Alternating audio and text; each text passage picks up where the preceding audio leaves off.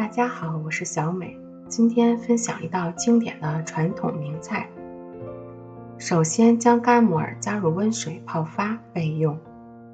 再准备100克猪里脊肉，先切成薄片，然后再切成小条，放入碗中，再加入少许的白胡椒粉、适量的盐、1小勺淀粉、1勺料酒，搅拌均匀后再加入一点食用油，继续搅拌后腌制10分钟。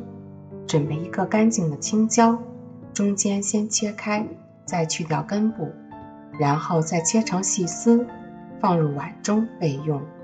准备去皮的胡萝卜，先切成薄片，然后再切成细丝，放入碗中备用。泡好的木耳中加入1勺淀粉，加入淀粉清洗，可以更好的去除木耳表面的附着物。再捞出放入清水中，再次清洗干净。准备1张厨房用纸，将洗好的木耳放在上面，上面再盖上1张纸，吸出水分。再将木耳切成细丝，放入碗中备用。再将葱切成葱末，放入碗中备用。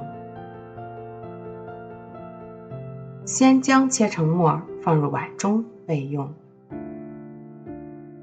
准备适量的蒜瓣，切成蒜末，放入碗中备用。再准备豆瓣酱1勺备用。再调一个料汁，碗中加入生抽1勺，料酒1勺，香醋1勺，白糖2小勺，淀粉1小勺，少许的清水，搅拌均匀备用。炒锅倒油，放入腌制好的肉条，用锅铲划开，炒至肉条变白，盛出备用。锅底的底油倒入豆瓣酱，炒出豆瓣酱中的红油，再加入胡萝卜丝翻炒1分钟，然后加入木耳丝、青椒丝，再加入姜末、蒜末，最后加入肉丝一起翻炒。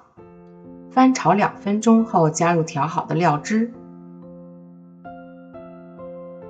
翻炒至料汁浓稠就可以了，盛在盘子上就可以上桌了。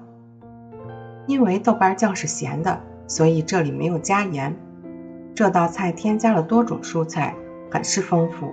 我是小美，喜欢我的视频，记得关注点击小铃铛，谢谢您的支持。